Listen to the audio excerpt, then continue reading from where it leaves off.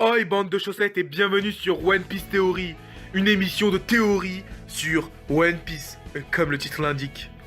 One Piece Theory sera une émission qui sera gérée par moi et un autre pote à moi, qui n'est pas Yans bien évidemment. Par contre, Yans vous prépare en ce moment une petite théorie sur Walking Dead, donc fans de zombies, soyez présents. Cette théorie va se passer en deux parties.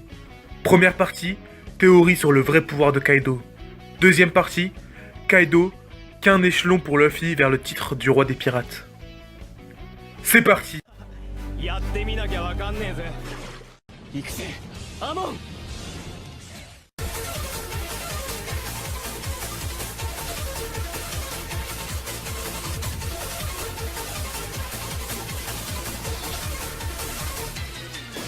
Bon, je vais pas tourner autour du pot. Pour moi, Kaido a deux pouvoirs. Enfin, deux pouvoirs. D'abord, il a son fruit du démon. Ce serait pour moi un animal qui lui permettrait de ralentir sa croissance. C'est-à-dire qu'il vivrait plus longtemps. Genre 200 ans, 300 ans, 400 ans, je sais pas. Mais en tout cas, il vivrait plus longtemps. Donc ce serait une sorte d'immortalité. Et son autre pouvoir viendrait de son acquis offensif. Il aurait un acquis offensif bien plus développé que les autres. Tellement développé qu'il arrive à le mettre sans faire exprès. Par exemple, lorsqu'on le voit tomber de Skipia, de 100 000 mètres, 海軍または敵戦に捕まること18回拷問に次ぐ拷問を受け罪人として生きてきた on ne voit pas son corps, on le voit tout noir. Je sais pas, dans le scan, moi j'ai regardé dans l'animé, dans le scan à mon avis ça doit être pareil. On le voit tout noir, il tombe de 100 000 mètres, boum, il s'écrase. Son acquis offensif est tellement puissant que quand il tombe au sol, il a rien du tout pratiquement. Juste il a mal à la tête parce que voilà, ça te fait quand même un petit peu mal, tu vois, ça te fait un choc. Mais comme il a un acquis tellement puissant que ça lui fait pas trop mal. Quand Kid et tout ça, ils l'ont combattu, bah avec son acquis offensif, il ressentait rien du tout. Et avec ses points, il peut tout détruire parce qu'il a un acquis de l'offensif beaucoup plus puissant que les autres. Tu vois? Et du coup, pour moi, son acquis offensif serait incroyablement puissant. Et ouais. Et du coup, pour que Luffy le batte, il faudrait qu'il arrive à surpasser son acquis de l'offensif. Offensif? Il faudrait qu'il arrive à surpasser son acquis offensif. Et ouais. Genre par exemple, on sait que Kaido a subi quelques défaites. 9 je crois, je suis pas sûr. On peut dire par exemple, je sais pas moi, peut-être le roi des pirates Gold Roger, il avait un acquis de offensif bien plus développé que Kaido. Et du coup il a réussi à le battre. C'est peut-être, ça se trouve, c'est même lui qui lui a fait une cicatrice. On sait pas. D'accord? Et par exemple, quand il s'est fait guillotiner. Pourquoi la guillotine se casse? Parce que son acquis offensif est plus puissant que la guillotine. Donc, grâce à son acquis offensif, si elle va dans son cou, boum! C'est la guillotine qui se casse. Et même si tu le mets en granit marin, avec son acquis, le granit marin ça annule pas le acquis. Donc, Kaido est plus fort que la mort, grâce à son acquis. Bon, je récapitule donc. Kaido aurait un acquis de l'observation, non, ça c'est Katakuri. Kaido aurait un acquis offensif bien plus fort que la moyenne, bien plus fort que n'importe qui d'ailleurs dans le monde. Ce qui fait qu'on dirait qu'il est invincible. Quand tu le combats, quand il tombe, quand il y a la guillotine qui tombe sur lui, grâce à son acquis offensif, ça lui fait rien. Parce qu'il y a son acquis offensif qui est bien plus fort. Tu vois ce que je veux dire? Tu m'as suivi ou pas? Si tu m'as suivi, t'as compris que son acquis offensif est plus fort. Voilà. Bref, imaginez la scène. Luffy arrive sur Wano, il se bat, il va se battre, genre il y aura la guerre, tout ça, chacun aura son combat, il y aura des combats épiques, il y aura... Bref, je fais confiance à Ichiroda, mais ensuite on arrive au combat final. L'eau se fait défoncer, ou à mon avis, un truc comme ça. Après avoir fait un beau combat, Luffy au début se fait défoncer aussi, mais avec sa persévérance il se relève. Et là, il arrive à développer un acquis bien plus puissant. En effet, on sait que Luffy est un génie du combat, et que il a déjà vu un acquis un peu plus développé, d'un acquis d'offensif, un peu plus développé avec Katakuri. Mais ceux qui ont vu que l'animé, vous verrez ça plus tard, hein. Vous verrez Katakuri, de toute façon vous voyez son pouvoir, il a développé son acquis, patati patata. Hein, ça vous le savez déjà dans l'animé normalement. Et il va donc, grâce à son génie, Luffy va réussir à battre Kaido en développant un acquis de l'offensive bien plus fort que celui de Kaido. Boum, il le bat. Ça y est, Luffy a enfin acquis de la puissance bien plus développée et devient encore plus fort donc. Ainsi, Kaido n'est qu'un échelon pour Luffy vers le titre du roi des pirates. Et maintenant, on va donc passer à la deuxième partie. Bon, ceux qui ont vu que l'animé, à partir de là, je vais spoil le combat Luffy Katakuri. Donc, si tu veux pas être spoil, je t'invite à quitter cette vidéo. Déjà tout à l'heure, je t'ai fait, je crois, un mini spoil, je suis pas sûr. Parce que normalement, dans l'animé, vu que je le regarde un peu, je crois que j'ai 2 ou 3 épisodes de retard, on sait que à peu près vers là que Katakuri, il a un haki de plus développé que les autres. Donc normalement, je t'ai pas vraiment spoil. Si? Non? Si c'est le cas, en tout cas, je m'excuse, vraiment. Mais si c'est pas le cas, bah voilà, voilà. À partir de maintenant, je vais spoil, donc il faut être à peu près à jour, en tout cas avoir vu le combat Luffy vs Katakuri en scan. Lors de l'ellipse des 2 ans, Riley a appris à Luffy ce qu'on appelle le haki. Haki de l'observation, haki offensif et haki des rois. Jusque là, on est tous d'accord. Et on sait, avec les scans, que Riley lui a dit, pour l'instant, je t'apprends ça, et pour pouvoir développer ton haki, il va falloir que tu combattes des gens bien plus forts. Ainsi, arrivé sur le nouveau monde, il va combattre des gens de plus en plus forts et développer un haki de plus en plus fort pour devenir le roi des pirates. Jusque là, je pense que vous êtes toujours d'accord avec moi. Ok.